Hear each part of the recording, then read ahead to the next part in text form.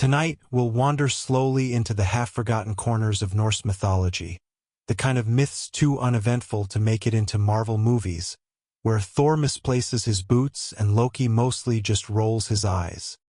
The air is cold and damp, the kind of Scandinavian chill that seeps through fur, wool, and the thin walls of your imagination. You walk into the longhouse, heavy timbers groaning overhead, the scent of smoke and fish lingering like a guest who refuses to leave. Men and women murmur around you, their voices low, telling tales that will never make it to the great sagas. These are not stories of grand battles or gods cracking giant skulls with thunderbolts.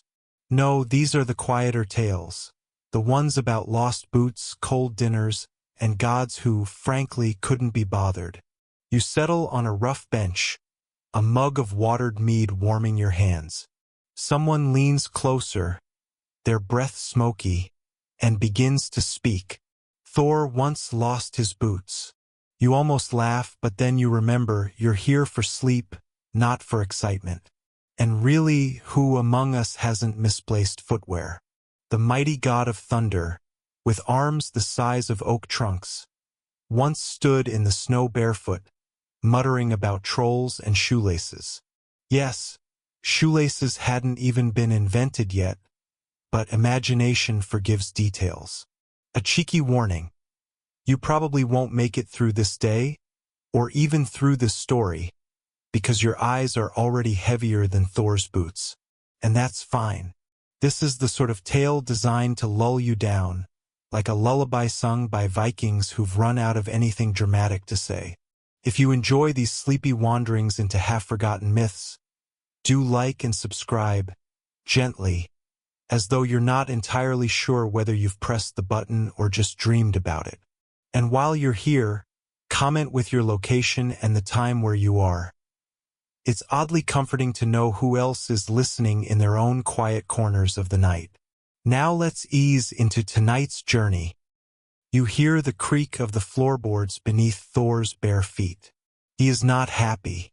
Imagine a god sulking like a child who has been told to eat cabbage for dinner.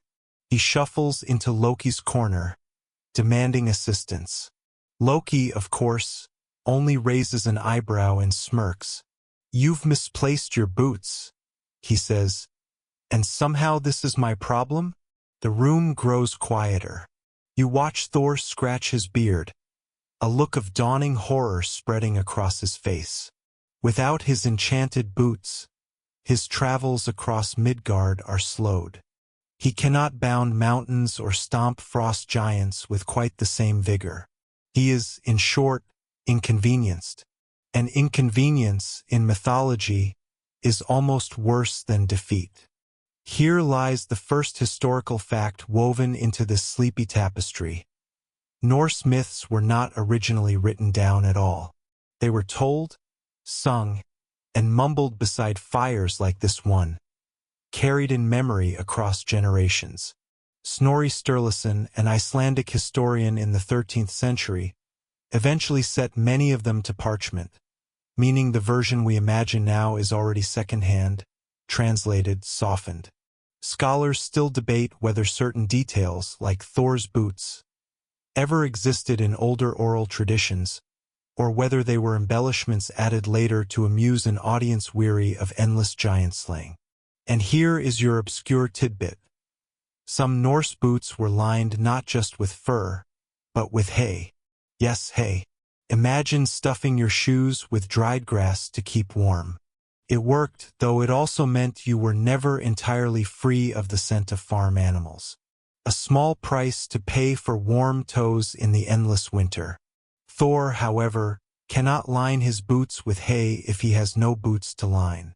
So he sulks. Loki yawns. The gods around the hall roll their eyes.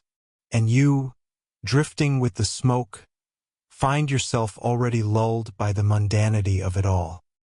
Now the storyteller's voice dips even lower, like wind over snow.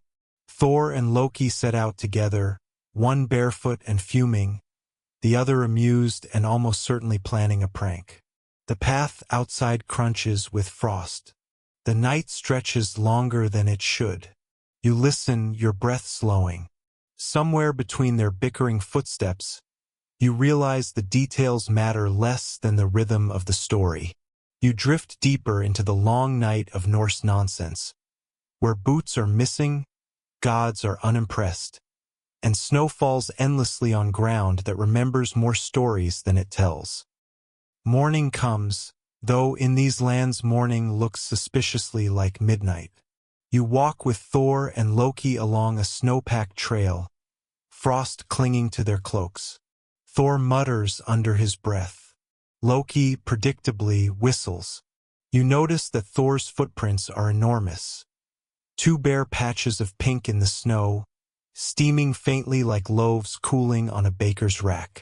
He curses softly at every rock, every thorn, every indignity of the earth. This never would have happened, he growls.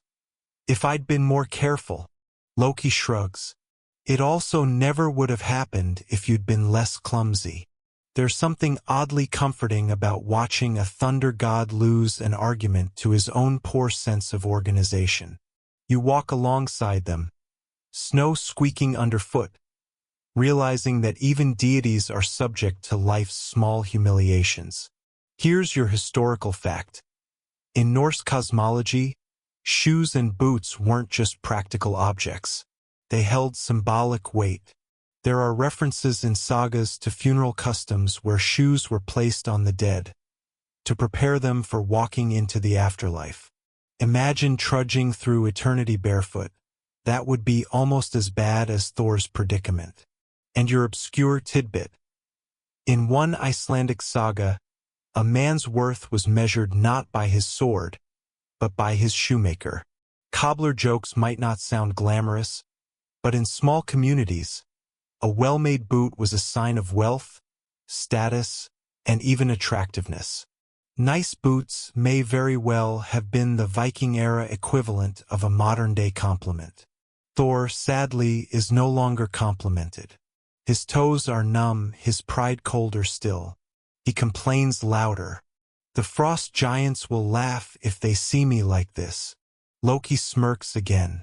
They already laugh at you, Thor. This will just give them material. The storyteller pauses here, drawing out a long silence, as though the fire in the longhouse has burned lower. Scholars still debate whether this tale, if it ever existed, was meant to be satire, a gentle jab at the god of thunder's temper. Or perhaps it was simply filler, told between more impressive sagas, a way to pass time when no one felt like hearing about Ragnarok for the 1000th time. You notice the landscape around you. Birch trees creaking under snow, ravens circling lazily above, the distant shimmer of fjords frozen solid. The journey feels endless. Thor huffs. Loki strolls. You trudge, slowly, calmly, with no real urgency. The rhythm of their argument becomes a lullaby. Complaint, shrug, complaint, smirk, over and over until it fades into background noise, like the drip of water from melting icicles, steady, hypnotic. You remember the longhouse from earlier, the smoky rafters, the murmuring voices. It's as if the path loops back on itself, time folding gently, reminding you that myths were never linear. They circled, repeated, evolved with each telling. Thor bends to rub his frozen foot. Loki leans against a tree, yawning. You lean back with him, letting the chill seep in. And the story continues, not with urgency, but with the slow inevitability of snow falling on snow. Your breath slows. The gods keep walking. The tale wanders on, gently, like a stream under ice, carrying you deeper into the quiet absurdity of Norse myth. The trail twists into a shallow valley, where snowdrifts form soft hills, and wind combs through like an invisible farmer tending sheep. You walk there with Thor and Loki, though really it feels more like standing still while the world drifts around you. Thor limps, his bare toes sinking into the powder, while Loki seems unaffected by the cold, his sly grin as steady as ever. "Why don't you just make new boots?" you suggest, though of course they can't hear you. Thor scowls at the air, as if your thought has been intercepted. "Because they were not just boots," he growls, his breath puffing like steam from a forge. "They were enchanted. Enchanted boots. Of course. Everything in mythology is enchanted: hammers, swords, mead, sometimes even fish. But boots? You imagine the gods stomping across mountains, each step echoing like thunder. Without them, he's reduced to a man with cold toes, and somehow that feels more relatable than any battle with giants." Loki runs his hand along the bark of a tree, breaking icicles with a flick of his fingers. "You're supposed to be the strongest of the gods," he murmurs. "And yet here you are, defeated by footwear." He glances at you, almost knowingly, as if to share the joke. Historical fact, tucked gently into the snowdrifts. Norse mythology often gave gods objects of power: Thor's hammer Mjolnir, Freyr's ship Sklanir, Odin's spear Gungnir. These weren't just weapons or tools. They were identity. To lose one was not just an inconvenience. It was almost existential. Without his boots, Thor feels incomplete. Obscure tidbit, whispered like a frostflake in your ear. Archaeologists have found small depictions of boots carved into wooden charms in Viking settlements. Were they lucky tokens for travelers? Or just doodles made by board carvers? Scholars still debate whether they were protective symbols, or merely the ancient equivalent of scribbling shoes in the margins of a notebook. Thor stomps one bare foot down, instantly regretting it. He winces, muttering something about giants mocking him. Loki chuckles. "Don't worry, brother. We'll find your boots. Unless, of course, they've walked off on their own." The valley narrows, birch trees leaning in, branches creaking like old doors. You walk on, lulled by the repetition of footsteps. Squish, crunch, sigh. Time loses shape. Maybe this is how sagas were meant to be. Not thrilling tales of conquest, but endless winter walks, punctuated by petty complaints and sarcastic commentary. Remember the longhouse you sat in earlier? The smell of smoke? The hum of voices? This walk feels like a memory of that moment, stretched out across frozen ground. The stories loop back on themselves, circling like ravens overhead. Thor finally sits on a snow-covered boulder, his shoulders slumping. Loki leans casually against a tree, arms crossed, humming tunelessly. You linger nearby, the cold seeping through your cloak. The silence stretches long and steady, until it feels less like waiting and more like drifting. And so you drift too, not quite awake, not quite asleep, somewhere between a missing boot and a mocking smile. The wind changes. You hear it before you feel it, a low sigh threading through the trees, as if the world itself is tired of waiting. Thor lifts his head, his beard frosted with snowflakes. Loki tilts his head, listening. "It's the boots," Thor declares, though he doesn't explain how he knows. "They're calling." You almost laugh. Boots calling? But then again, this is mythology. Hammers hum, spears whisper, mead sings. Why not boots that sigh across the wind? Thor rises, determination flickering back into his eyes. He starts forward again, barefoot but relentless. Loki follows, still smirking, though you can't tell if he believes in enchanted boot whispers or just enjoys watching Thor stumble through snowbanks. Here's a historical fact to slip in, soft as the snow underfoot.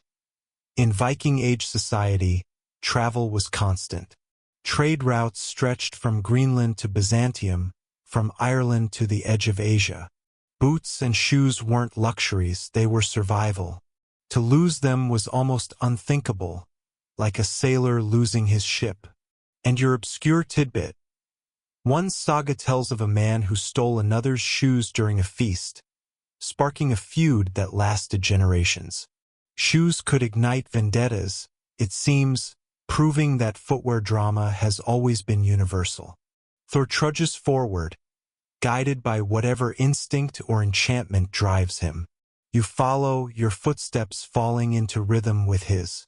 The forest opens into a clearing, where snow lies undisturbed, a white canvas untouched by beast or man. Thor stops. Loki whistles, low and mocking.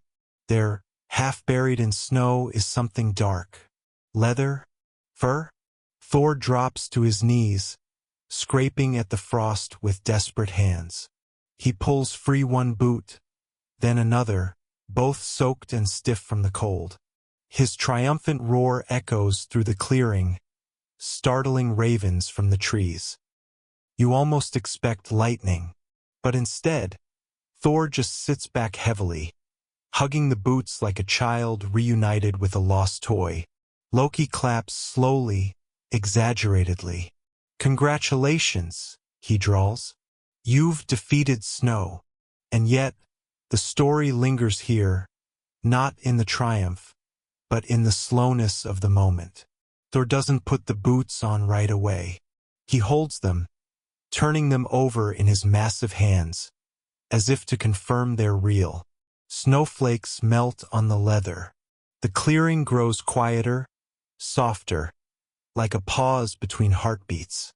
Scholars still debate whether myths like this ever circulated widely, or whether they were side stories told in jest, little parodies tucked between greater sagas.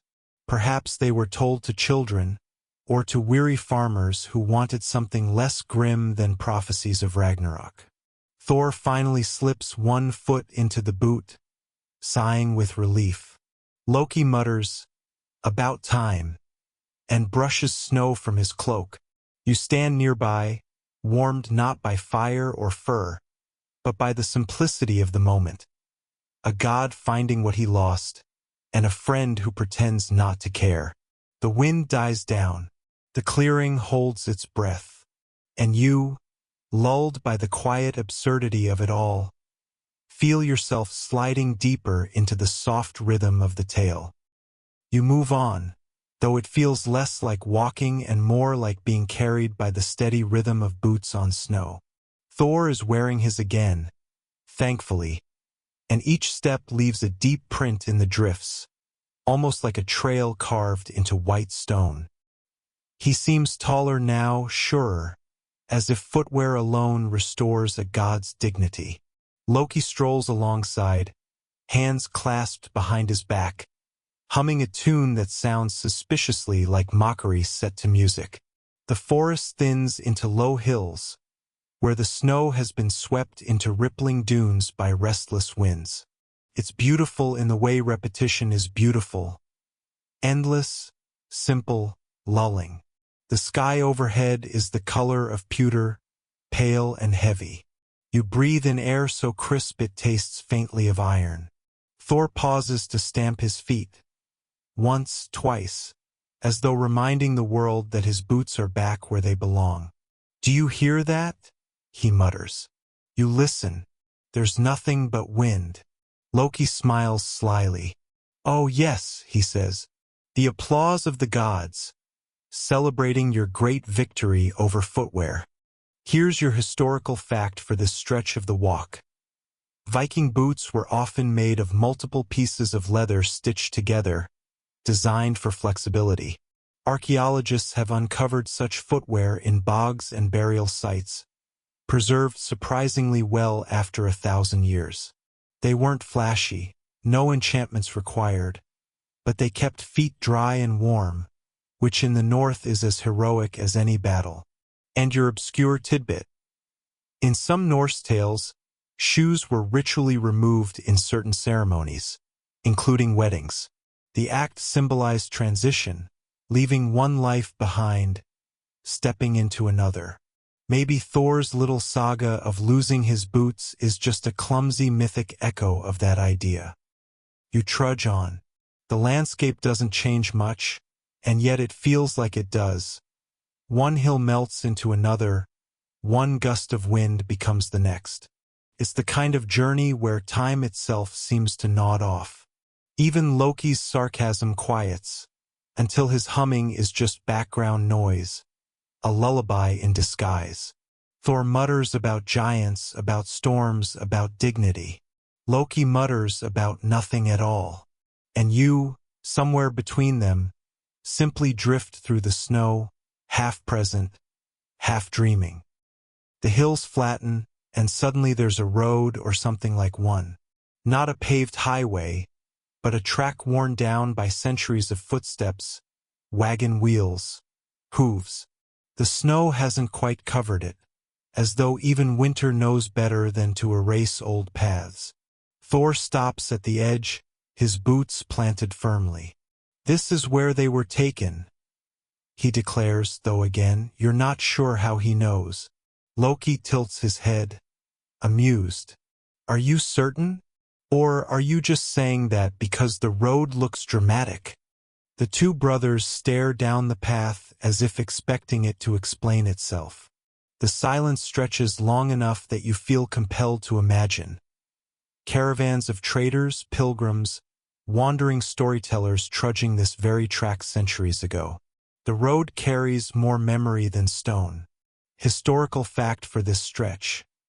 Many Norse routes doubled as both trade paths and mythic settings. Tales of gods often placed them in real landscapes. Fjords, forests, crossroads. So listeners could imagine their deities walking the same paths they themselves used daily. Myth and reality were woven tightly together. And your obscure tidbit. There are fragments of old charms written on scraps of birch bark that include invocations for socks. Yes, socks. Thin woven foot wraps were as valued as boots in winter, and people believed charms could prevent frostbite. Imagine Thor's embarrassment if he needed a spell for warm toes. The road winds ahead, snow-covered and endless. Thor tightens his grip on his hammer, because no matter the story, he always has that hammer and starts forward. Loki follows, his stride relaxed, as if he's strolling to a tavern rather than chasing enchanted footwear drama. You trail behind, the world settling into rhythm again. Bootsteps, wind, silence. Every so often Loki looks back at you, as though he knows you're still awake, still listening, though barely. Scholars still debate whether tales like this were ever truly told, or whether they were improvisations by storytellers, weaving minor adventures between great epics. Perhaps this very story once filled a pause during a winter feast, while listeners dozed against the fire. And here you are, centuries later, walking the same snowy road, half waking, half dreaming, as Thor and Loki argue quietly about nothing of importance. The road stretches. The snow whispers. Your eyes grow heavy. The road narrows into what looks like a valley, though it is less Grand Canyon and more sagging ditch carved by persistence. Snow settles here more deeply, soft as a quilt pulled over uneven ground. Each step sinks further than the last, leaving little ridges where your boots, or in Thor's case, his resecured boots, struggle up again. Loki, of course, walks as though gravity has filed an exception in his case. You hear the creak of something unseen. Maybe old trees bending, maybe your imagination bending instead. Thor insists the boots are humming faintly, guiding him like a beacon. Loki snorts. That's not humming, brother. That's the sound of your pride inflating. A raven flaps overhead, its wings dark against the gray sky. It caws once and disappears behind the ridge. Thor frowns, muttering about omens. Loki smiles. Perhaps it's a messenger from Odin, he says sweetly. Come to report on your victory over footwear. The sagas will never be the same. Historical fact here. Ravens really were tied to Norse symbolism, especially Odin, who had two Hugin and Munin, thought and memory. People sometimes kept tame ravens, not just as pets but as scavengers, recyclers of scraps. Imagine dinner with a black-feathered guest tugging politely at leftovers. Obscure tidbit. In some fragments of folklore, frost giants were described as so tall that their boots could double as shelters for travelers. A strange mental picture, though if Thor ever lost his footwear to such a being, you understand why he would want it back. The valley continues in silence. You notice the way snow muffles everything, even Thor's heavy footsteps. Loki hums again, off-key this time just to test your patience. You realize, with some drowsy humor, that this entire saga might be nothing more than a very long walk narrated by occasional sarcasm. But then, most journeys are. Thor suddenly stops and points. There. Tracks. You squint. They look like lines pressed into the snow. Maybe human, maybe animal, maybe just shadows of wind. Scholars would shrug here, too. Interpretation is half the art of history. Still, you follow. Because following, like listening, is easier than resisting. The tracks twist into a frozen meadow, flat and vast, where the snow lies unbroken except for faint imprints. It feels like stepping into a dream where nothing has happened yet. The air is sharper here, and the silence has a weight that presses against your ears. Thor crouches, boots sinking deep, and examines the marks. Giant feet, he declares. Loki raises a brow. Really? They look more like the paws of an unusually ambitious rabbit. They bicker quietly, like two musicians arguing over which key the song is in.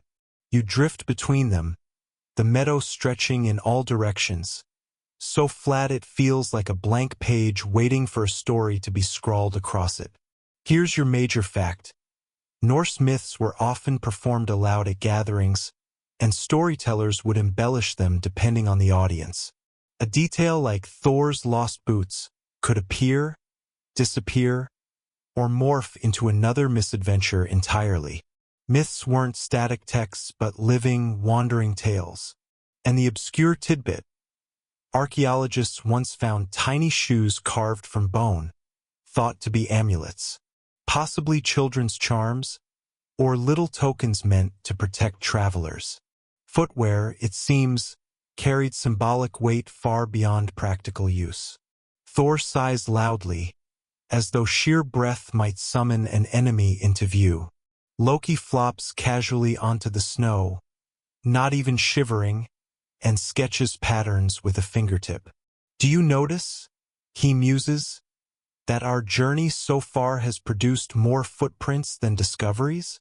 You remember the earlier road, the forest, the valley, everywhere, layers of prints in the snow. It strikes you now that this story is mostly about walking. Perhaps that is the point. Most lives, after all, are less about dramatic conclusions and more about the soft repetition of steps. Scholars still debate whether this myth, or one like it, was ever more than filler between sagas. Was it allegory, or just the Norse equivalent of a bedtime ramble? Nobody knows. You don't either. But as the meadow stretches endlessly, and the air feels like a lullaby in disguise, you find you don't mind. You walk deeper into the meadow, your feet crunching softly against the snow that seems to regenerate after every step, as though trying to erase your intrusion. The sky presses low, iron gray and thick, and the air is still enough that you can hear Thor's breathing. A steady rhythm, a bit like a blacksmith's bellows slowed down for winter. Loki, naturally, is silent except when he wants to remind you he's there, which usually takes the form of muttering a proverb you're fairly certain he just invented. The tracks weave forward, faint and inconsistent. Thor insists they belong to a giant. Loki insists they belong to a farmer with unusually large snowshoes. You suspect they might belong to nobody at all, just the meadow itself playing tricks on bored travelers.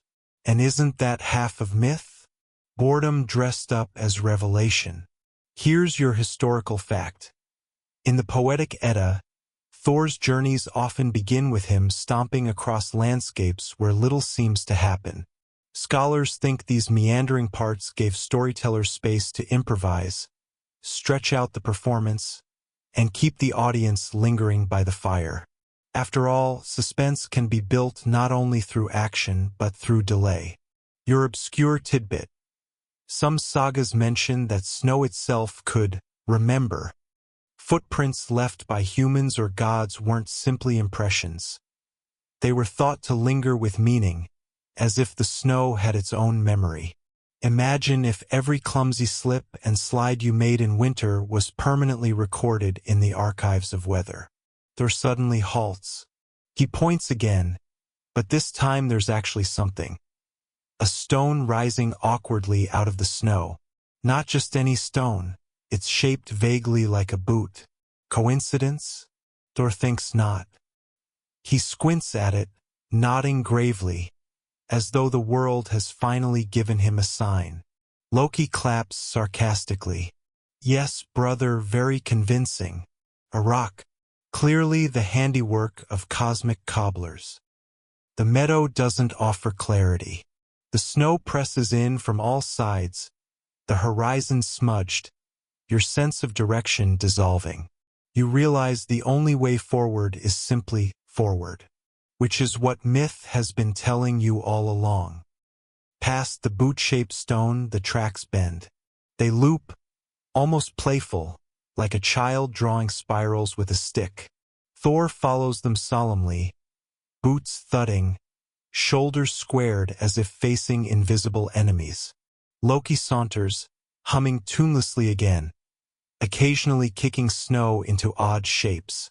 You trail after them, feeling less like a participant and more like someone drifting through a dream of other people's footsteps. Historical fact. Vikings really did travel across snowy landscapes, and they sometimes wore skis or used sleds. In fact, skiing was so integrated into Norse life that there was even a god of skiing, Ullr. He was worshipped not for his battles, but for his ability to glide gracefully over snow. You realize that if Ullr were in charge of this story, you'd have been finished ages ago. Obscure tidbit. There's a record of Norse charms carved onto the soles of shoes, hidden symbols believed to guide the wearer safely. Imagine the absurdity of Thor's boots bearing protective runes, only to be misplaced, like engraving "Return to Owner" inside your lost wallet. Thor suddenly crouches again. He presses his hand to the snow, lifting a handful as though it holds secrets. He tastes it, grimacing. Cold, he mutters. Loki bursts out laughing. Incredible observation. Truly, the sagas will honor this discovery. Scholars still debate whether Thor's misadventures were ever meant to be serious moral lessons or simply comic relief between weightier tales of fate and doom. Maybe both, maybe none. You're reminded that sometimes the most human part of myth is its uncertainty. The tracks dissolve into nothing again, blending into the endless white. The meadow has erased itself once more. And yet Thor plods onward, boots squeaking, determined to find something. Loki rolls his eyes and follows. You keep walking too, half out of curiosity, half because stopping here feels impossible. The snow is too soft, the silence too persuasive, and the story, like the footprints, insists on carrying you just a little further. The meadow stretches on, or perhaps it folds in on itself like cloth, impossible to tell. The whiteness has lost its texture, more canvas than snow now, as if the gods are painting lazily and forgot to add detail. Thor keeps stamping along, each step an argument with the ground, while Loki drifts like a shadow that refuses to keep still. The air thickens with silence, which is a strange thing to notice. Silence shouldn't have weight, but here it feels like wool draped across your shoulders. You notice even your own footsteps are muffled, as though the meadow itself is politely asking you not to disturb its long nap. A historical fact for you. Sagas often describe meadows as liminal places, thresholds between worlds. Battles, encounters with spirits, or tests of character frequently happen in these open spaces, precisely because they feel like nowhere and everywhere at once. Your obscure tidbit. Norse farmers sometimes buried offerings in meadows before planting, little bits of food, or even animal bones, believing the land itself needed feeding before it would feed them. It's oddly touching, like leaving a tip for the soil. Thor, of course, doesn't pause to feed the meadow. He only mutters about boots, boots, and more boots. Loki, exasperated, finally says, "Perhaps, brother." The meadow simply swallowed them whole. Have you tried asking it nicely? Thor doesn't dignify this with a response. You feel yourself slowing, your legs less like legs and more like heavy logs being dragged along. The meadow has that effect. It blurs time, blurs thought, makes you wonder if you've been here minutes or months. And you probably won't make it through this day. At last, the snow begins to break. Not dramatically, not like a cliff edge, but gradually. Subtle tufts of grass poking through, patches of dark earth showing their faces. The faintest suggestion that perhaps the world has more colors than white. Thor halts and looks down, as though this sudden appearance of dirt is proof of a grand revelation. Loki bends to pick up one of the grass blades, twirls it between his fingers, and says, "Behold, the mighty meadow reveals weeds." Here's your historical fact. Many Norse myths involve strange signs in the land, unusual growths, odd-colored grass, or sudden changes in weather that were read as omens. Ordinary details became extraordinary messages. Sometimes you wonder if half of myth was just people looking too long at grass. Obscure tidbit. In Icelandic sagas, it was believed that certain fields could never be tilled because they belonged to the hidden folk. Disturb the wrong patch of meadow, and you might find your livestock mysteriously sick or your tools inexplicably broken. The meadow always collects its rent. Thor crouches again, brushing away snow, convinced he has uncovered a clue. What he reveals is a stick, an ordinary, splintery stick. He lifts it like a relic, squinting with the same reverence others might give to a sword. Loki nearly collapses with laughter. Truly, the saga of Thor and his stick will inspire generations. Historians still debate whether Loki was ever meant to be taken seriously as a trickster god or if he was simply a narrative device, a voice of mockery woven in so the audience wouldn't fall asleep. Ironically, you realize he's the one keeping you awake right now. The meadow stretches on, the grass growing slightly thicker, though still sparse. You follow them, realizing that the tracks have disappeared entirely. What remains is just the slow, trudging rhythm of boots on half-frozen soil, a sound that feels like the heartbeat of this sleepy, endless story. The whiteness finally loosens its grip. Ahead, the ground changes into something else entirely. Not meadow, not forest, but a scatter of broken stones. They're not arranged with any purpose, just lying about like dice after a clumsy throw. Thor halts, gazes at them with the same suspicion he gives to everything that isn't a hammer, while Loki tilts his head, clearly amused. You kneel down to look closer. The stones aren't natural. Their edges bear faint carvings. Lines twist into shapes, spirals, faint runes, fragments of animals that might once have told a story, but are now worn down by centuries of indifference. Here's your major historical fact. Norse landscapes were full of stone monuments, rune stones, boundary markers, even grave mounds. that carried memory and meaning. To stumble across a broken one was to stumble across someone else's forgotten voice. And your obscure tidbit. Some runestones were carved in secret codes, cipher runes, meant to be puzzles for the reader. Imagine taking the time to carve stone with hammer and chisel just to troll future generations. That's commitment. Thor frowns at the carvings as though they're mocking him, mutters, "Boots leave no runes." Loki, brushing dust from one, replies, "Perhaps the meadow wrote your saga in invisible ink." Historians still debate whether Norse myth landscapes were based on real geography or entirely symbolic. Were these stones once truly walked around, or just invented for the sake of drama? Nobody knows. You press on, stepping carefully over the rubble. The stones don't form paths, only fragments, as though the world itself had one too many and collapsed mid-story. Thor kicks one into the snow, but it lands with a dull finality that suggests the stones are heavier than they appear. Loki smirks, though he too seems a little unsettled.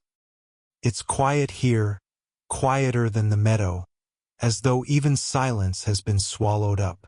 You feel like an intruder inside someone else's half-remembered dream. The stones give way to something stranger still. Half-walls, jagged and leaning, like teeth in a ruined jaw. They're not high enough to be houses anymore, yet not low enough to be forgotten. Thor pushes against one. It doesn't budge. Loki traces the cracks with his fingers, almost tenderly, like he's reading them as text. Here's your historical fact. Viking Age settlements often left behind post holes and ruined foundations, evidence of wooden halls long since rotted away. Archaeologists reconstruct entire villages out of these faint scars in the earth. The walls you see now could be anyone's attempt at permanence, long lost to weather and time.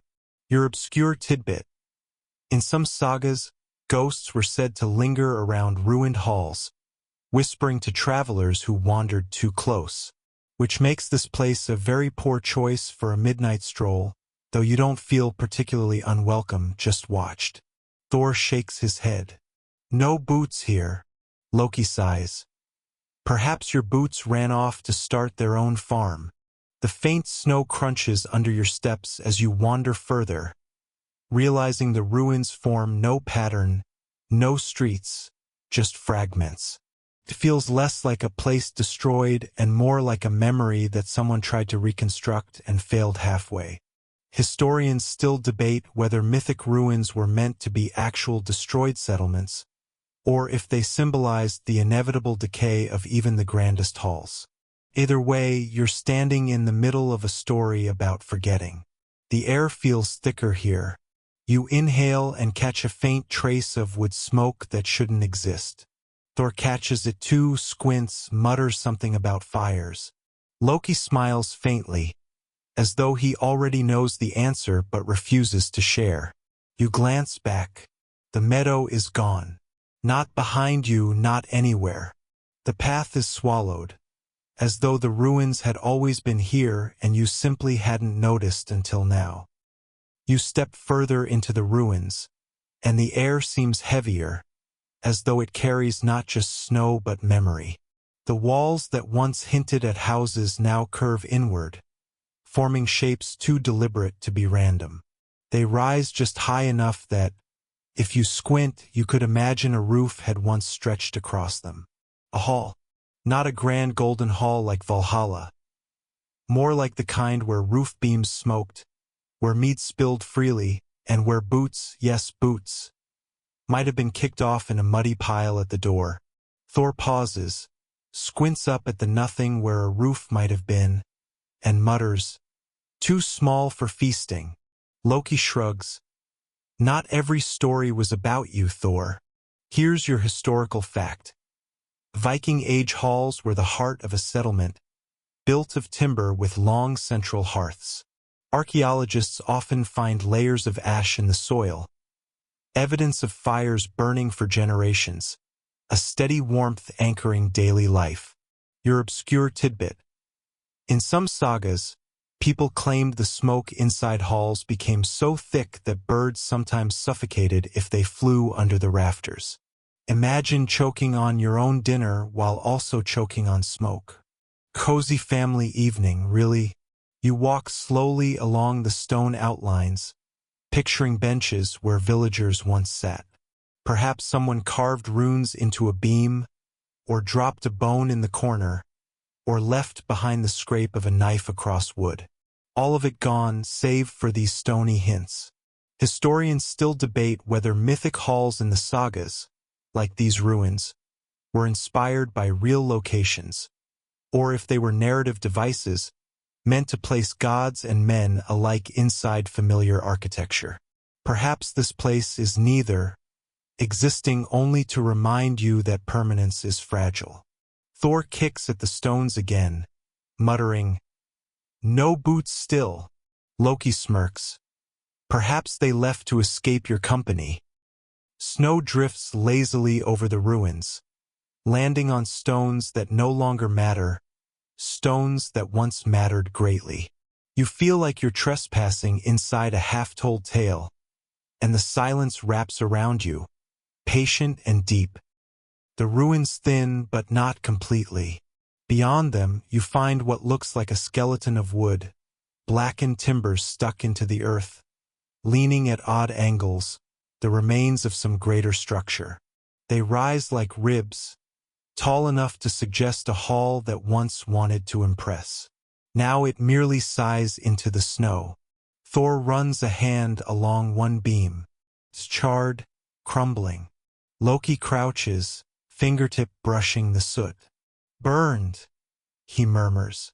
"Here's your historical fact. Burning halls was a common tactic in Viking conflicts. Setting fire to your enemy's longhouse wasn't just destruction. It was humiliation, erasing hearth and home in one smoky gesture." Your obscure tidbit. In one saga, an entire hall was set ablaze during a feast, and the warriors inside refused to leave. They stayed, drinking calmly as fire consumed the rafters, because apparently dying tipsy was a form of victory. Thor's frown deepens. "No boots here, only ashes." Loki chuckles. "Boots burn too, Thor. You should know. They're made of leather, not iron." Historians still debate whether stories of burning halls were exaggerated for drama or reflected actual tactics. Either way, standing here among charred wood, you can't help but believe it. You move between the blackened timbers, the snow soft beneath your boots. The air smells faintly of something old, something like wood smoke mixed with wet earth. It clings to you, as if the fire never fully went out. Thor looks restless, tugging at his cloak, as though expecting battle. Loki seems content, eyes half-lidded, like someone strolling through a library. You trail behind them, caught between ruin and silence, wondering whether this hall ever truly existed, or if it was dreamed into being simply so it could burn. Above, the sky presses low, gray and weighty, as if it too remembers. You leave the charred timbers behind, stepping into a meadow that feels more like a stage set hastily built for a play no one ever finished. Grass spreads in patches, uneven and tired, as though it remembers being trampled by too many boots that are now missing. Stones sit in circles, not neatly, not with mathematical intent, but almost lazily, as if someone once meant to arrange them and then lost interest halfway. Thor strides to the center, planting his feet like a misplaced statue. "This could have been a battlefield," he declares. Loki, hands tucked behind his back, glances around and shrugs. "Or a goat pen. Perspective, brother." Here's your historical fact. Norse communities often used open fields for gatherings known as things, assemblies where disputes were settled, laws were declared, and the occasional dramatic accusation was thrown across the grass. Your obscure tidbit. At some of these things, small tokens were used to grant the right to speak. A carved stick, a stone, or even just a hand raised in the air. Imagine the chaos if 3 people raised their hands at once. Democracy by awkwardness. You move slowly across the meadow, your boots brushing the thin grass.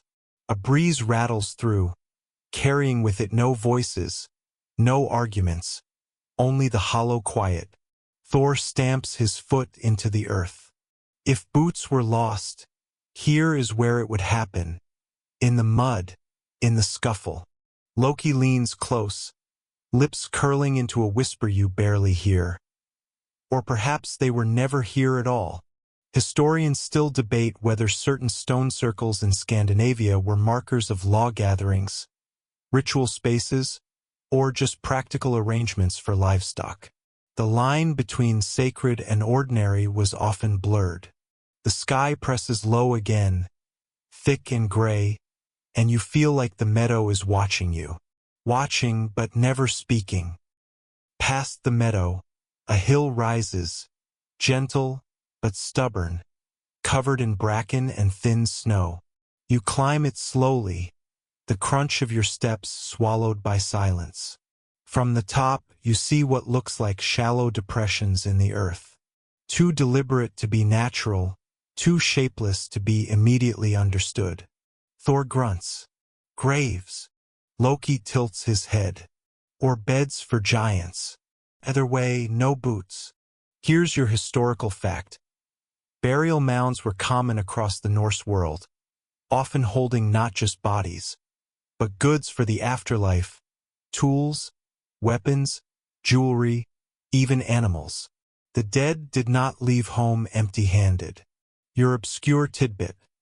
One burial uncovered a horse buried standing upright, as if it had been told to wait patiently for its master's return. A faithful steed or just very confused archaeology. You walk carefully among the mounds, the earth uneven beneath you. There's no marker to say who lies beneath, no carving, no rune. Only the shape of memory pressed into soil. Thor kneels, pressing a palm to the frozen ground. He seems quiet, almost reverent.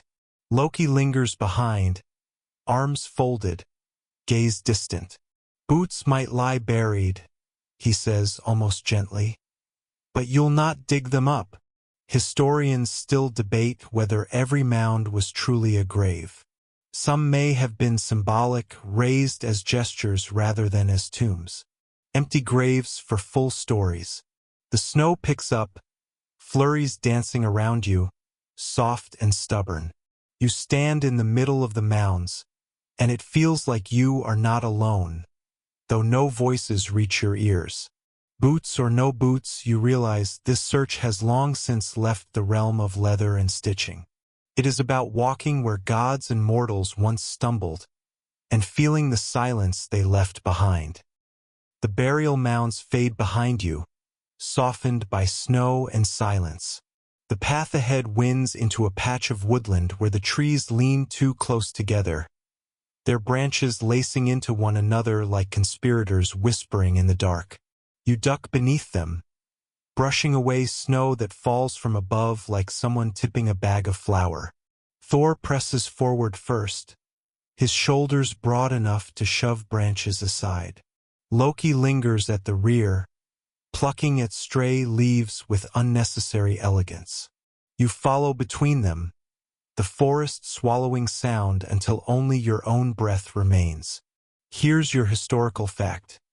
In Norse mythology, Yggdrasil, the great world tree, was said to connect all the realms, the gods, the giants, the underworld, and even the ordinary world of humans. Forests were not just trees. They were doorways, shadows of something larger. Your obscure tidbit. Certain Scandinavian folktales tell of elves who braided horses' manes in the night. Farmers would wake to find their animals tangled and exhausted. Naturally, it was never blamed on children sneaking into stables. Always the elves. Always the invisible hand. As you walk deeper, You notice the ground softening, patches of mud sucking faintly at your boots. Thor frowns and stops, looking down. Here, he says. Boots could sink here. Loki arches an eyebrow. And yet, you keep yours firmly attached. Curious. Historians still debate whether sacred groves actually functioned as religious gathering places or whether medieval chroniclers exaggerated their importance. Some records suggest trees were worshipped. Others dismiss it as propaganda. You, standing here in the hush, might believe either. The trees thin, and suddenly, you step into a small clearing where the snow lies untouched, smooth as parchment. No tracks, no sign of life, only the sense that someone or something walked here long ago and never returned. Thor stands tall in the middle, silent. Loki whispers behind you, so quiet it could be the wind. Sometimes, what is lost is never meant to be found. You leave the grove and find yourself on the slope of another hill. This one feels stranger. Stones are scattered across it. Not walls, not fences, but scattered, as though a careless hand dropped them from above. You walk slowly, your boots clicking against rock, and Thor mutters something about trolls who toy with travelers. Here's your historical fact. In Norse belief, trolls were often associated with rocks, mountains, and strange landscapes. Sometimes they were said to be trapped in stone themselves, frozen by sunlight. Other times, the stones were simply their toys, flung across hills for no reason at all. Your obscure tidbit. In Iceland, road builders in the 19th century sometimes diverted paths around certain stones, out of respect or fear that elves lived inside them. No one wanted to be blamed for waking the wrong neighbor. Thor bends and picks up a stone, turning it in his hand. It's nothing special, gray, rough, cold. He frowns. These could have hidden boots, he mutters. Loki laughs, quick and dry. If the boots were pebble-sized. Historians still debate whether legends of trolls were rooted in fear of natural hazards. Landslides, avalanches, or simply the danger of traveling alone in the mountains. Monsters, after all, make convenient metaphors for cliffs. The hilltop gives you a wide view. Beyond, rivers snake through the land, black against white snow, threading away into haze. Villages, faint and far off, send up little trails of smoke. All of it looks distant, fragile, like toy houses set out by someone with too much time. You stand still. Thor breathes heavy beside you, staring into the distance. Loki simply leans on a stone, his expression unreadable.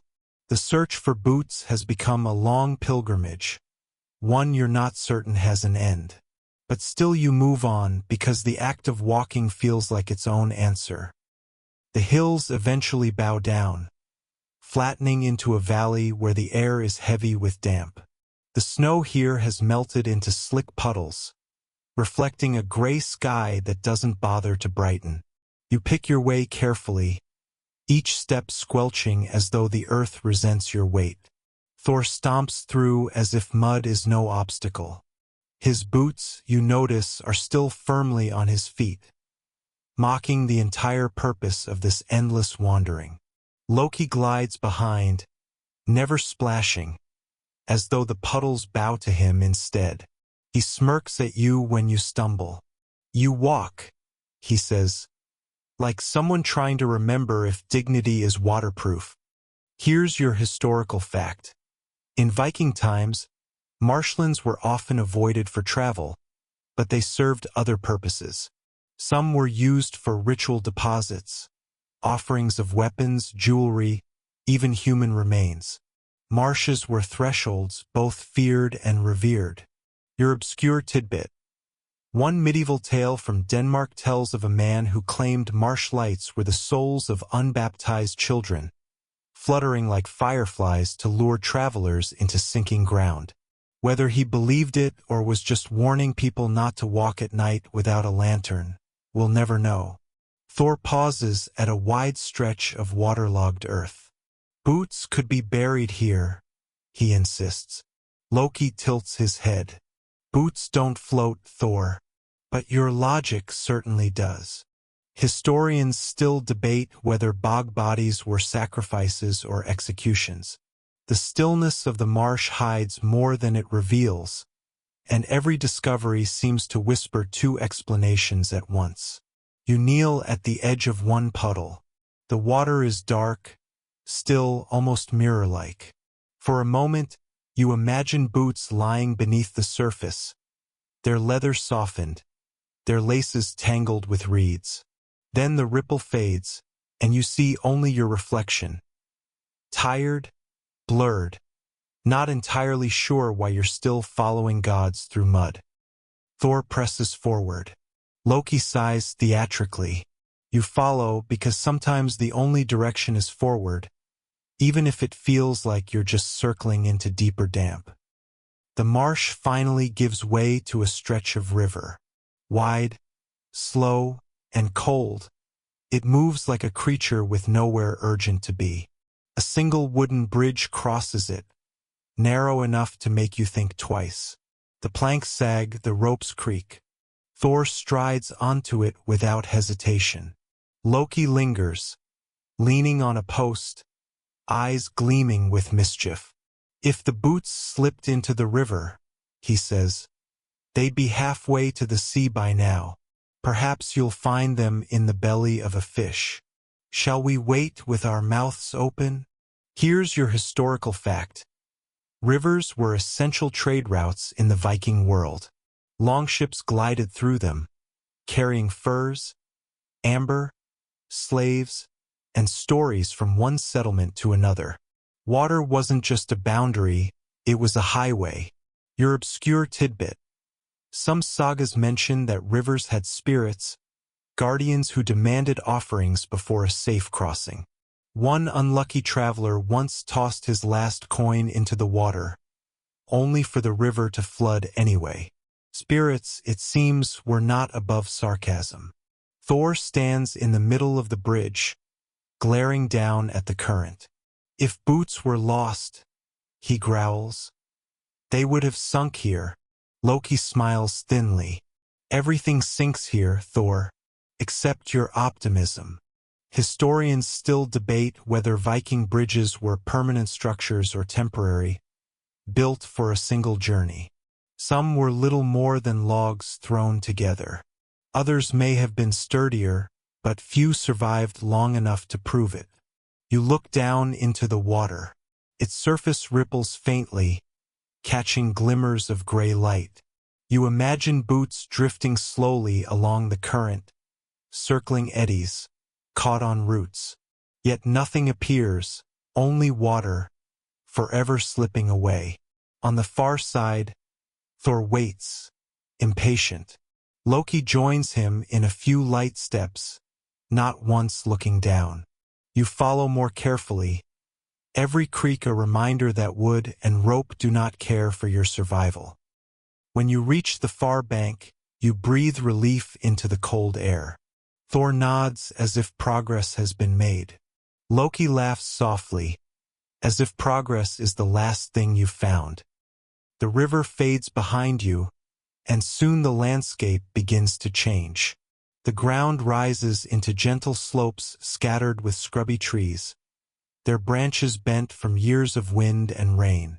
The air smells faintly of salt now, a promise that the sea lies ahead. You pull your cloak tighter as the breeze sharpens. Thor marches with renewed vigor, sniffing the air like a hound catching a scent.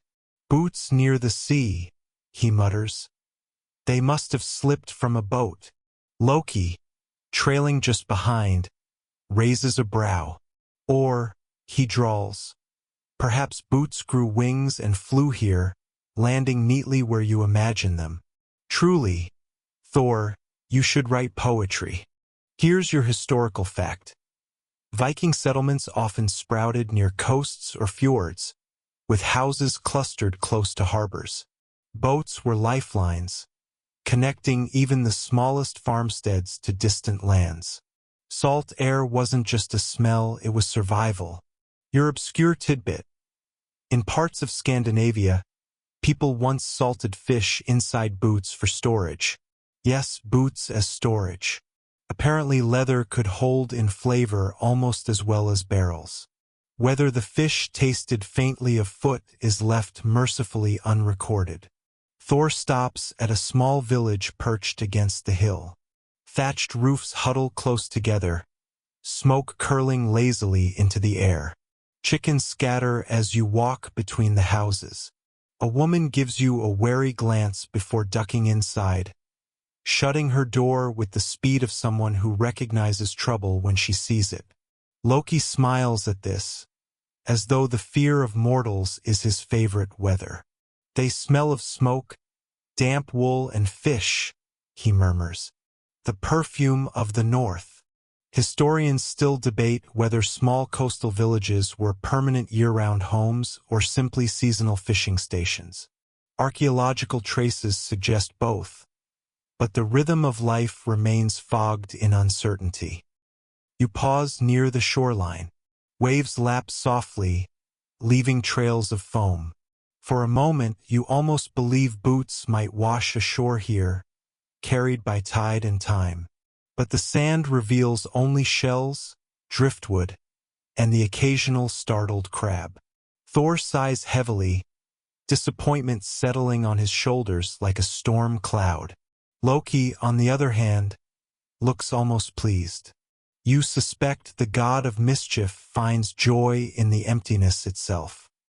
Night edges closer.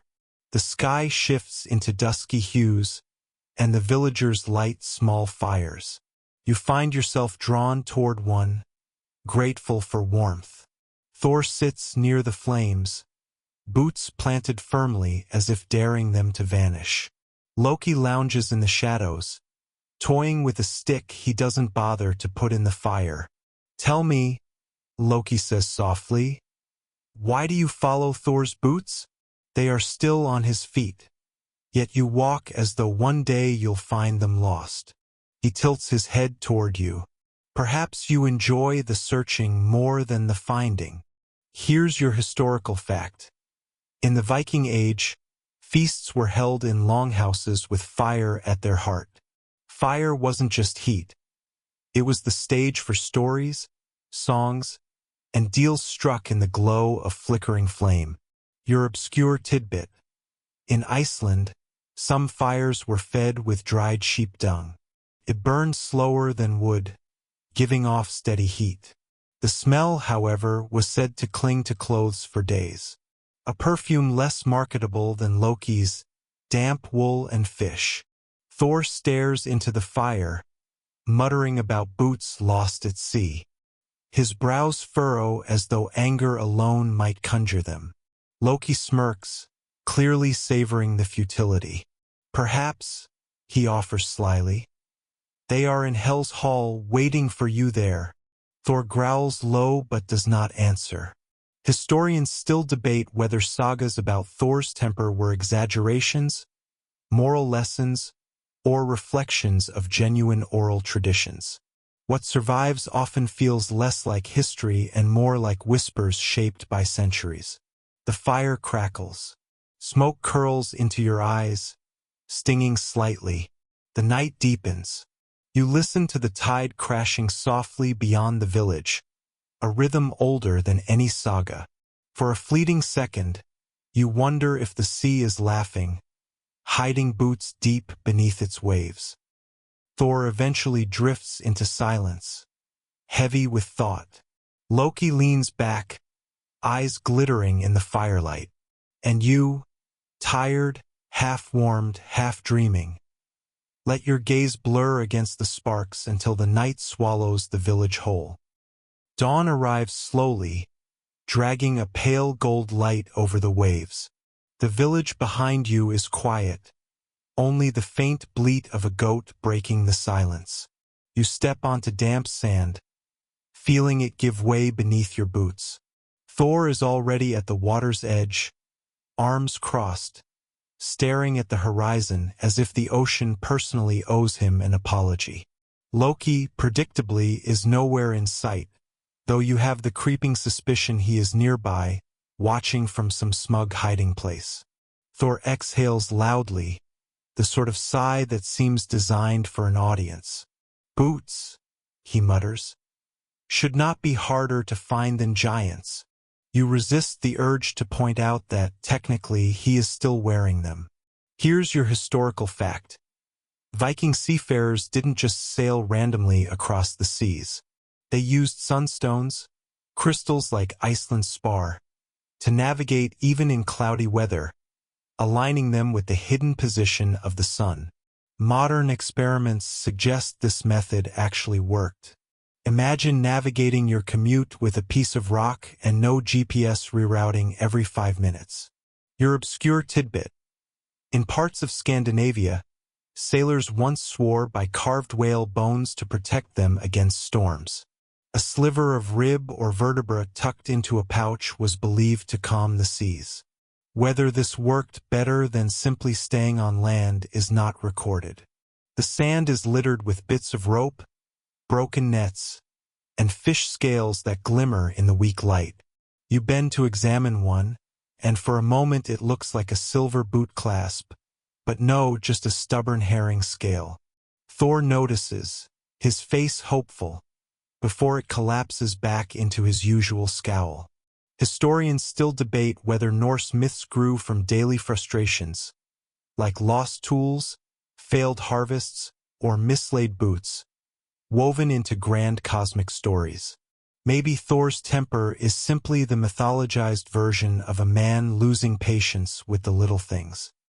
You straighten, brushing sand from your hands. Behind you, Loki suddenly reappears, carrying a shell as if it were treasure. "I found your boot," he says, smiling innocently.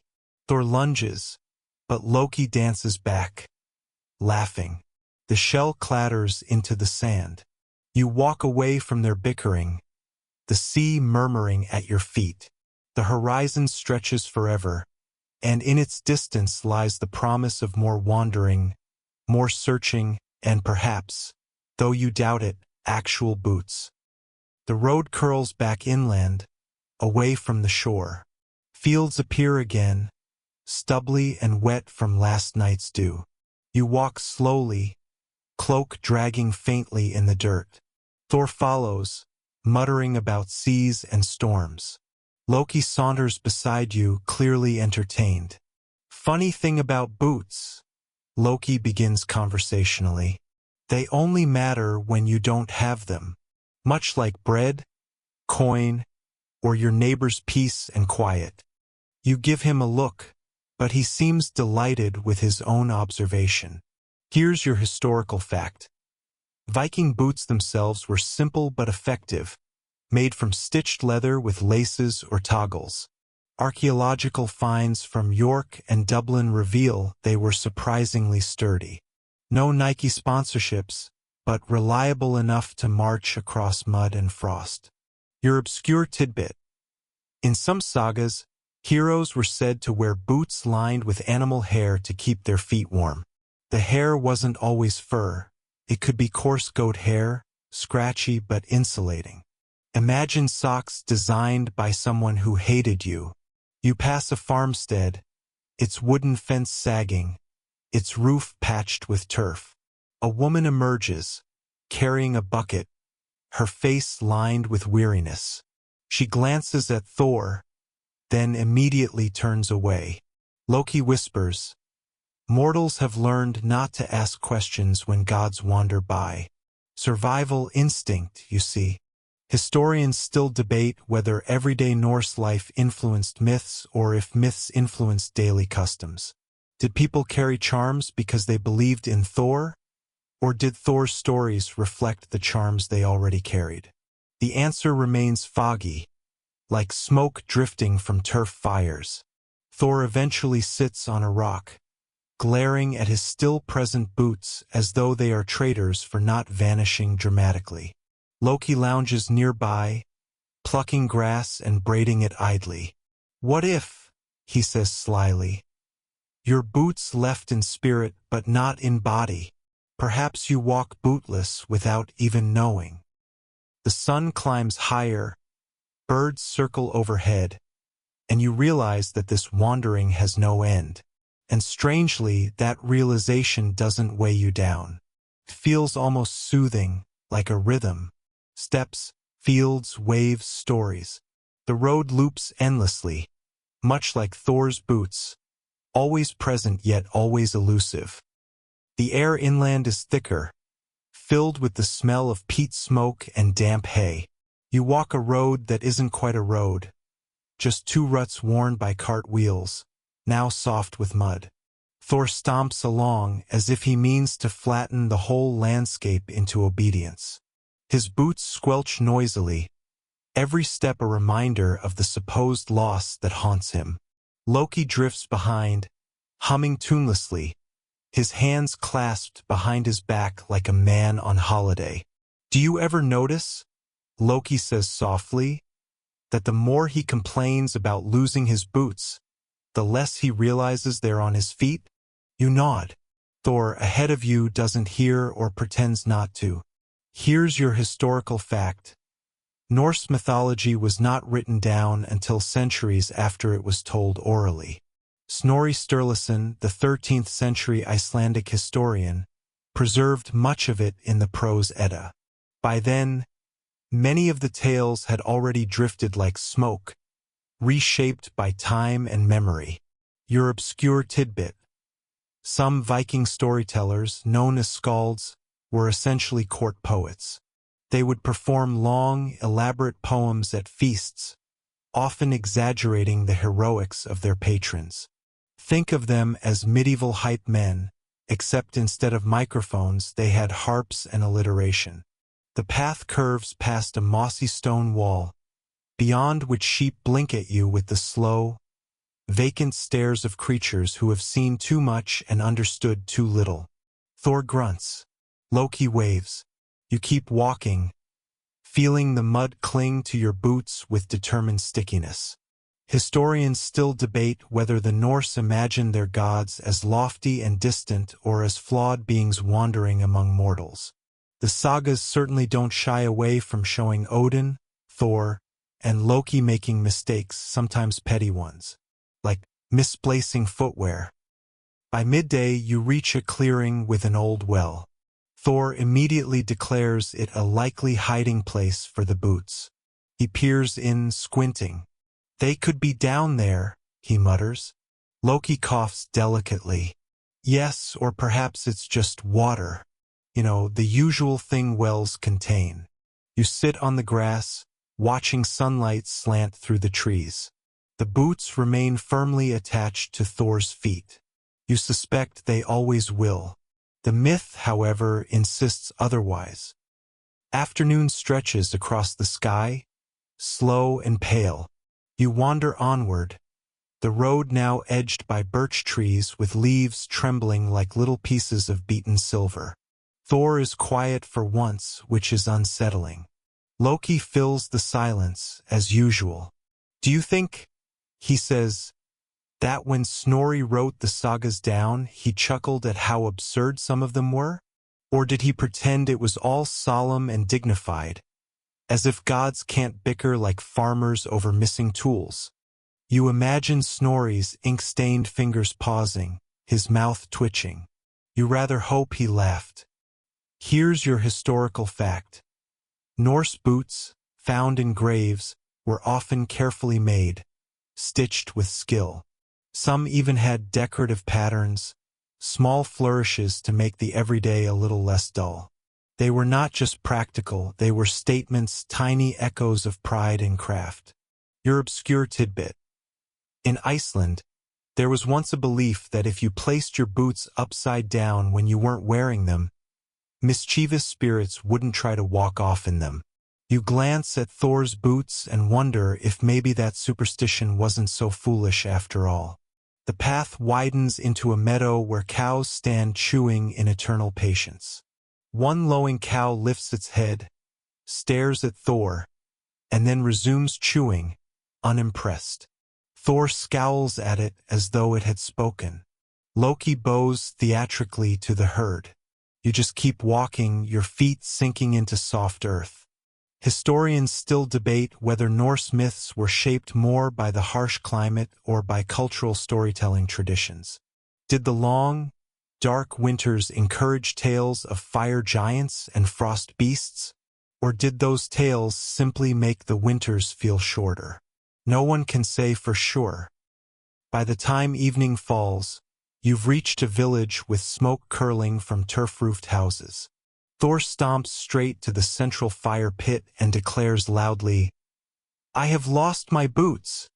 The villagers glance down at his very visible footwear, then exchange looks with each other. No one says a word. Loki smirks. You lean against a post, too tired to intervene. Night gathers slowly, the stars glimmering into place above. You hear laughter inside the houses, soft voices telling stories by the fire, perhaps even this one. And somewhere in the telling, Thor's boots are already lost again. The night air tastes of wood smoke and damp wool. You stand at the edge of the village square, watching the firelight flicker across tired faces. The villagers gather not because they particularly want to, but because Thor has made a spectacle of himself. Boots lifted high, one at a time, for everyone to witness. These boots, Thor declares solemnly, are not mine. He pauses, as though expecting applause for this revelation. A child giggles. Loki coughs into his sleeve, failing to disguise the sound of laughter. You sink onto a low bench, shoulders sagging, as though you've been traveling for weeks with these gods rather than hours. The rhythm of village life hums around you. Women stirring cauldrons, men patching nets, children chasing each other through puddles. All of it far more interesting than the current boot drama, though Thor would surely disagree. Here's your historical fact. Viking Age villages often had communal gathering spaces, usually marked by a fire pit or central hall. These were places not just for warmth but for storytelling, disputes, and announcements. In some ways, it was the medieval version of your neighborhood WhatsApp group, though with fewer emojis, more mead, and occasional axe throwing. Your obscure tidbit. In certain sagas, Odin disguised himself as a wanderer and wandered villages, testing hospitality. Sometimes he rewarded kindness, sometimes he punished stinginess. Which makes you glance at Thor and wonder if the villagers suspect another disguised god in their midst, though Thor is about as subtle as a storm cloud in a teacup. Historians still debate whether these myths were originally meant to be entertainment, instruction, or something between the two. Were they bedtime stories for restless children, or coded cultural survival manuals? No one really knows. By the time the mead horn makes its rounds, Thor has already cornered 3 separate villagers and demanded to know if they've seen his missing boots. Each one glances down at the very boots on his feet, then wisely says no. Loki leans against the fire pit, grinning like a cat who's been fed twice. You close your eyes for a moment, hearing the low rumble of voices, the hiss of sparks, the soft churn of the night. Thor is still talking. Of course he is. Morning in the village smells of porridge and wet straw. You wake on a bed of rough wool, blinking at beams of light filtering through smoke holes in the roof. Outside, roosters announce themselves as though the world couldn't possibly continue without their commentary. Thor is already outside, stomping around in the mud, accusing chickens of having stolen his boots in the night. The villagers ignore him, going about their chores with the dignified patience of people who've learned that gods are best treated like persistent weather, loud, inconvenient, and beyond control. Here's your historical fact. Chickens were indeed present in Viking Age Scandinavia, brought by earlier trade routes. They weren't raised in massive numbers but were valuable for both eggs and meat. Their presence in sagas is minimal, but they clucked in the background of daily life as they do now. Your obscure tidbit. In some regions, roosters were believed to be protective. Their crowing was thought to scare away evil spirits lurking in the dark. Which makes you wonder if the rooster crowing at Thor is actually warding off divine nonsense. If so, it's doing an excellent job. The villagers gather for breakfast, wooden bowls clutched in their hands. You join them, the warm porridge thick with barley and milk, steaming in the cool air. Loki slips in beside you, eyeing your bowl as though calculating how easily he might steal it. He doesn't, perhaps out of kindness, perhaps because he knows you'd spill it on him in retaliation. Historians still debate whether daily meals in Norse villages were communal or taken within individual households. Some evidence suggests both, depending on the size of the settlement and the season. What is certain is that food was always central to gathering. By mid-morning, Thor has decided the boots must have been swapped in the night. He insists loudly that these are imposter boots. He will not explain what makes them imposters. Beyond, they feel different. Loki shrugs. The villagers sigh. You finish your porridge and wonder how many more days this saga will stretch on. The path out of the village beckons, lined with stones and shaded by birches. You know Thor will drag you along soon, convinced that the true boots are waiting somewhere else. And you, ever patient, will follow because isn't that how myths are? They go on and on, long after common sense has told you to stop. The road bends, narrow and soft with dew, carrying you and the gods deeper into a countryside that seems utterly unbothered by their presence. Thor mutters at intervals, glaring down at his boots as if they might sprout fangs at any moment. Loki, on the other hand, looks delighted. He picks up sticks, tosses stones at tree trunks, and whistles tunelessly like someone who knows exactly where this is headed. You hear birdsong overhead, thrushes, sparrows, maybe a lone raven perched on a crooked branch, watching.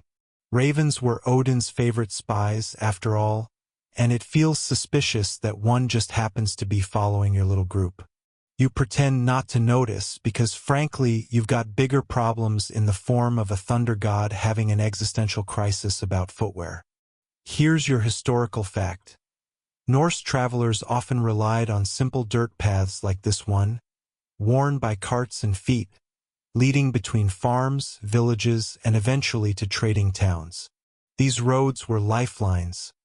Muddy, uneven lifelines, but lifelines nonetheless.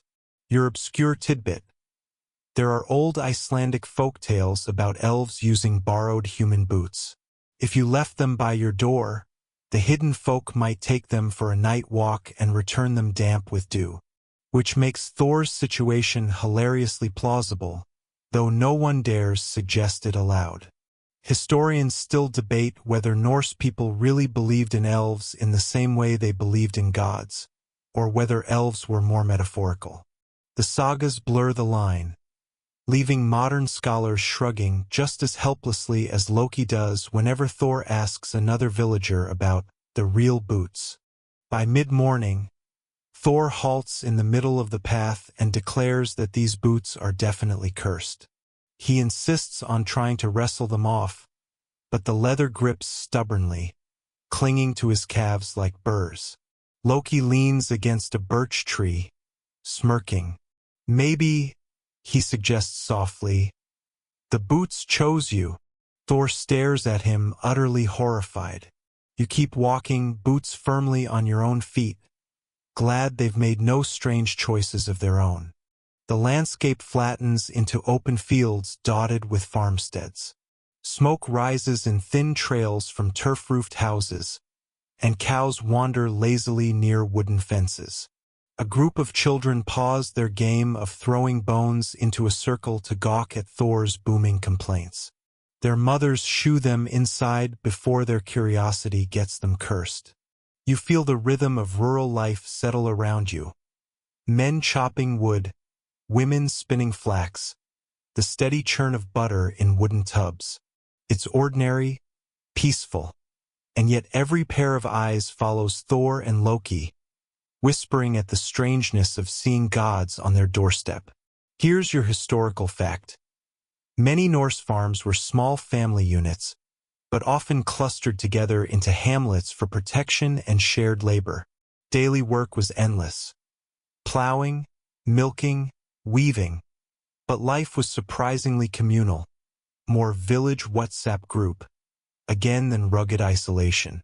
Your obscure tidbit. There are records of bones used as children's toys, sometimes carved into shapes or used like dice. Not glamorous, but effective. The children you see tossing them don't look bored at all. One even sneaks a glance at Thor, perhaps wondering if giant bones would make an even better game piece. Historians still debate how much contact farmers had with passing traders or traveling bards. Did distant news and myths filter in slowly, reshaped by each retelling? Or did farmers live mostly in bubbles of their own routines, hardly caring about heroic tales unless they happened right outside their door? Nobody knows for certain. Thor stomps to a halt again, squinting at his boots as though they're leading him against his will. Loki nods along, face full of exaggerated concern. Yes, he murmurs. Maybe the boots are walking you where they want to go. The idea seems to stick in Thor's mind like burrs in wool. You sigh because you know what this means. More detours, more questioning, more dramatic declarations. The farmers go back to their work, shaking their heads. You can't blame them. After all, a god losing his boots is hardly newsworthy compared to whether the barley harvest will survive the next frost.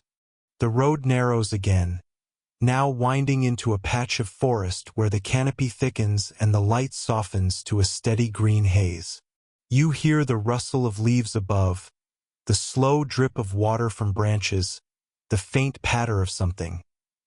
Maybe a squirrel, maybe a fox, maybe just your imagination trying to entertain itself. Thor, however, is far from entertained. He stops beneath a gnarled oak, crosses his arms, and declares in his best thunder god voice that these boots are possessed. Then, in a move that surprises no one except perhaps the tree itself, he begins interrogating the oak. "Have you seen who took my true boots?" he booms at the bark. The oak, to its credit, does not respond. It simply creaks softly in the breeze, shedding a few flakes of moss like sighs.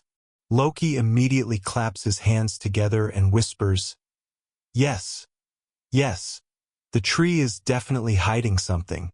He leans close to the bark, nodding solemnly. "Go on," he murmurs. "Tell us your secrets." The forest, of course, remains politely silent. Here's your historical fact. Norse people believed that trees, especially great oaks and ash trees, were sacred. Yggdrasil itself, the world tree, was an ash, linking all realms together. Some even left offerings beneath local trees, hoping for blessings or protection. So Thor shouting at one isn't entirely outside the realm of cultural logic. Your obscure tidbit. Some Icelandic legal codes mention woodland spirits in passing, suggesting that people could be punished for disturbing their groves. Imagine being fined for yelling at a tree. By that rule, Thor would be bankrupt in minutes. Historians still debate whether these tree offerings were widespread practices or localized traditions. The sagas are tantalizingly vague, leaving plenty of room for arguments in academic hallways. Thor growls, muttering that the tree is mocking him with its silence. Loki pats his arm and says, "Don't worry, brother. The boots clearly want you to follow them into the woods. It's destiny." You step quietly, following behind, wondering if destiny often looks this ridiculous. The forest deepens, and the air takes on the faint smell of damp earth and mushrooms. Sunlight falls in broken beams, catching on spiderwebs stretched between branches. You feel the softness of moss underfoot, hear the crack of twigs as Thor's heavy steps crush the quiet into nervous silence. Loki hums an off-key tune, clearly enjoying the tension. He pauses occasionally to pick mushrooms and announce their names with absolute confidence, though you're fairly sure at least half of them are wrong. He pockets one anyway, whispering to it as though it's now part of some elaborate scheme. Here's your historical fact. Mushrooms actually played a role in Norse life, not only as food, but sometimes as dye for wool or even for ritual use. Some historians speculate about hallucinogenic mushrooms in certain shamanic practices. Others roll their eyes at this, insisting we can't assume every mushroom was mystical just because someone wrote a saga about visions. Your obscure tidbit. There's an old tale about a spirit living inside mushrooms, tiny figures who rode the caps like boats through morning dew, probably invented to stop children from stomping them flat, but charming nonetheless. Historians still debate whether Norse people used mushrooms in religious ceremonies beyond diet or dye. Some argue yes, others no. And much like Thor with his boots, no one seems able to give a straight answer.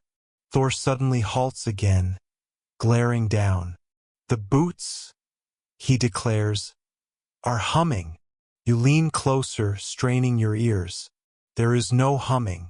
Loki nods solemnly, though. Yes, he says gravely. I hear it too. They are singing the way forward. And so you trudge deeper into the woods, following the supposed hymn of Thor's cursed footwear, while the forest watches with quiet, leafy amusement. The forest path grows narrower, until you feel branches brush your shoulders like curious hands. Thor stomps along ahead, boots clomping on roots with all the grace of a drumline falling down stairs.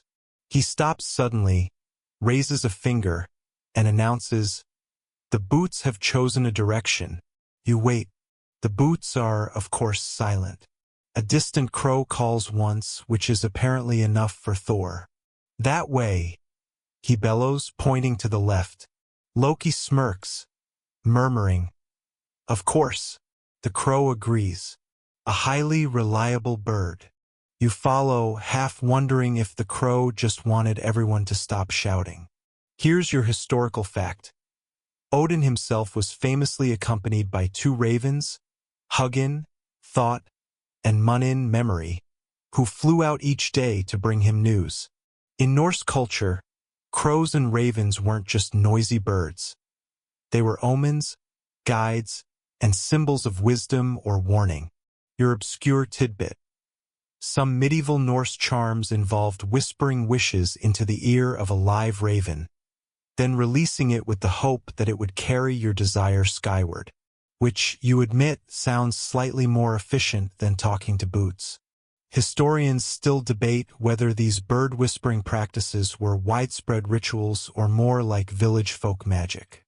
Either way, it's clear the line between superstition and daily life was thin enough to trip over. Thor, meanwhile, lifts his boots and squints at them as though expecting runes to appear on the soles. "They're speaking in riddles," he mutters. Loki nods gravely, whispering, "They always do." You glance back down the path, suddenly missing the quiet simplicity of moss and mushrooms. But no, forward it is, guided by footwear and crows. The path bends again, opening into a small clearing where the air feels strangely hushed. The boots, now firmly in charge of the expedition, are set down upon a rock as if they've ascended a makeshift throne. Thor kneels before them, brows furrowed in concentration. "They are oracles," he declares. Loki barely contains a laugh. "Yes, yes. Speak, O sacred leather. Tell us why you abandoned your master." The boots remain silent, though one wobbles slightly in the breeze, which Thor interprets as a nod. He claps his hands. "See? They approve." You find yourself standing at the edge of the clearing, watching the god of thunder take life advice from footwear. Sleepy sarcasm bubbles in your chest. If this is the fate of the world, it's no wonder Ragnarok eventually happened. Here's your historical fact. Oracles and divination practices did exist in Norse culture. The Volva, a seeress, would perform rituals to glimpse the future, sometimes aided by staffs, chants, or symbolic objects. Though none of the sagas specifically mention oracles, it seems like something Loki would invent just to keep himself entertained. Your obscure tidbit. In a few rural traditions, shoes were tossed over houses or barns to predict fortune. If they landed upright, good luck was expected. Upside down, misfortune loomed. An early form of weather app, you might say, but with higher stakes for cobblers. Historians still debate how widespread these odd little rituals were, or whether they were later embellishments by medieval writers who couldn't resist slipping in superstitions. Thor leans closer to the boots, whispering like a priest before an altar. Loki whispers louder to you. This is going even better than I hoped. The clearing remains silent, the trees leaning inward like an audience holding its breath, waiting to see how long Thor will take orders from his enchanted footwear. You shift uncomfortably on the edge of the clearing as Thor rises to his feet, freshly inspired by the silence of his boots. He clears his throat with the solemnity of a man about to announce new laws, or possibly a lunch order. They say, he begins, voice booming, that we must travel north toward the river, and there we shall find destiny. You glance at the boots. They say nothing. Loki, however, grins ear to ear, leaning toward you as if to confide a terrible secret. I may have nudged one with my toe earlier, and now apparently we're going on a quest. You're welcome. Fact time. Rivers in Norse mythology weren't just scenic background features. They often marked the borders between worlds. The Jol River, for example, guarded the entrance to Hel, the land of the dead, spanned by the bridge Jalarbru. Crossing water could mean crossing into danger or transformation. Obscure tidbit. Some sagas describe rivers as being home to spirits or creatures who demanded tolls before you crossed. In at least one case, a farmer supposedly offered a slab of butter to appease a river spirit. So, if you forgot your coins, dairy might still get you across. Historians still debate how literally such stories were believed, or whether they functioned as metaphorical warnings about the unpredictability of waterways. Either way, you're now heading toward one boot-guided and God-approved. Thor shoulders his hammer dramatically. North, he roars. Loki gives you a sly look and mutters. And here I thought the boots might recommend a nap. You sigh, follow, and wonder how many river spirits accept weary travelers as payment. The journey to the river is, predictably, muddy. Each step squelches like bread dough underfoot. Thor stomps with the determination of someone who believes mud is a worthy opponent. Loki, meanwhile, tiptoes elegantly, as though balancing on invisible strings. When you finally reach the riverbank, the water is wide, slow, and a murky brown that looks suspiciously like it's been steeped in cabbage. Thor sets the boots reverently on a flat stone. Speak, guides of fate, he intones. A breeze ruffles the laces. Loki folds his arms. Well done. They've requested a swim. Thor's eyes widen. Truly. He looks at the water like a man daring himself to dive into soup. Here's your historical fact. The Norse did practice ritual bathing, but not always in rivers. Hot springs were prized in Iceland, where bathhouses were sometimes built over natural geothermal pools. Cleanliness, despite popular stereotype, was not ignored in Viking culture. Combs, tweezers, and ear spoons have been found in graves, proving grooming mattered. Your obscure tidbit. There are scattered tales of warriors dunking their weapons, or occasionally livestock, into rivers before battles, hoping the water spirit would bless their cause. Imagine the scene. Cows politely mooing while their owners ask for divine favor. Historians still debate whether these rituals were practical, washing blood, sharpening belief, or symbolic gestures meant to impress. Thor is already rolling up his sleeves, muttering about honoring the boots. Loki shakes his head. If he drowns chasing footwear, I am telling everyone it was your idea. You sit on a damp log, eyelids heavy, lulled by the sluggish sound of the river. For a moment you almost wish the boots really could speak. At least to say, not today. Thor wades into the river with all the grace of a boulder, deciding it would rather be wet than dry. Water sloshes up around his knees, his hammer slung awkwardly over one shoulder like a farmer bringing an anvil to a picnic. The boots, perched safely on the bank, watch silently, dignified in their soggy authority. Loki sits beside you, arms draped across his knees. This, he says, is what happens when people start listening to footwear. Next, he'll be consulting his belt for marriage advice. Thor raises one arm dramatically.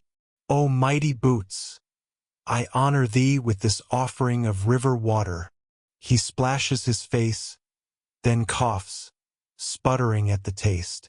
By Odin, it is like drinking melted onions. Here's your major historical fact. Many rivers in Scandinavia were indeed onion-scented, or at least filled with plant matter and minerals that gave the water distinct flavors. Villages often located themselves near rivers, not just for travel and trade but for survival, though locals often joked about their water being half soup. Obscure tidbit. In one Icelandic folktale, a farmer claimed the river near his home whispered secrets at night, including advice on when to plant cabbages. Whether he was hallucinating from sleep deprivation or genuinely communing with aquatic spirits is unclear, but his neighbors did report that his cabbages grew suspiciously well. Historians still debate whether these stories reflected genuine belief or served as colorful explanations for why one farmer always seemed luckier than others. Thor finally emerges from the river, dripping, triumphant. They are pleased, he declares. The boots remain boots, unchanged, unglowing, thoroughly unimpressed. Loki claps politely. Yes, truly a miracle. Wet man, dry shoes. Future generations will sing of it. You sigh and rub your eyes. It's late. The river hums softly, and Thor's soggy sandals squeak. You think wistfully of the warm hall you passed earlier, the one with benches by the fire. Remember it? Yes, that place. It's sounding awfully nice now. The night folds around you like a thick cloak. The river whispers, steady and unbothered, while Thor polishes his hammer by the light of a small fire. Loki leans back on the grass, staring at the stars with a smirk that suggests he's already rewriting this entire adventure in his head, probably leaving you out of the good parts. The boots sit beside the flames, drying quietly, the supposed heart of this entire absurd journey. You wonder if they're laughing at you. Thor clears his throat. This quest has taught me humility, he says solemnly. Loki chuckles. No, it taught you that boots don't talk. I could have told you that before you tried to baptize yourself in cabbage soup. Fact of the moment. Norse mythology is full of objects with personalities. Thor's hammer could return to him. Odin's spear never missed. Freyr had a ship that folded up like a napkin. Yet, for all these marvels, there is no surviving saga about boots with opinions. Perhaps it was considered too silly even for the gods. Obscure tidbit. Medieval Scandinavians sometimes stuffed their shoes with dried grass for insulation. It wasn't glamorous, but it was effective. You can almost imagine a Norse farmer sighing, "Forget magic boots. I just want warm toes." Historians still debate whether these practical details got left out of sagas deliberately, focusing only on grandeur, or whether storytellers simply didn't think audiences wanted to hear about damp socks. The fire pops softly. Thor hums, Loki yawns, and the boots dry into ordinary silence. The river murmurs on, steady and soothing. The stars above blur gently, and your thoughts drift like slow boats on calm water. And here, at the end of our journey, let the world soften. Let your breath fall into rhythm with the river. Let your eyes close, heavy as Thor's boots after a rainstorm. Let the voices of gods and tricksters fade into the hush of grass and firelight. You are safe, the night is quiet, and the story has ended. The fire has burned low now, glowing more with memory than with flame. The boots rest quietly beside the embers, no longer objects of quest or comedy, but simply shoes drying in the night air. Thor snores softly, heavy as a mountain at rest, while Loki mutters in his sleep, perhaps dreaming up new tricks that will never quite happen the way he plans. The river, constant and unchanging, keeps whispering in its low voice.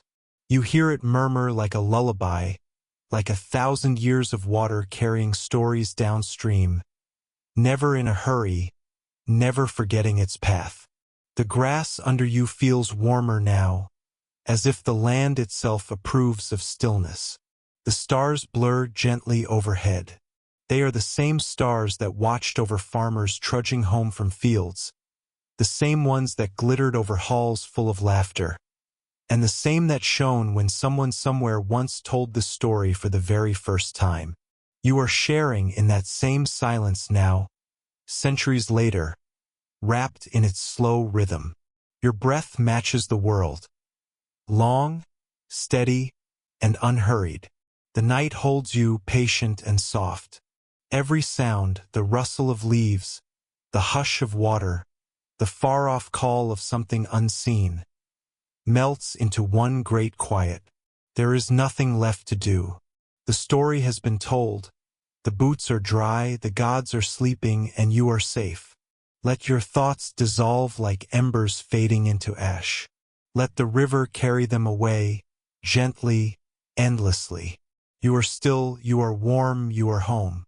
And as the last thread of this tale drifts into silence, you may let go too, and rest. Good night.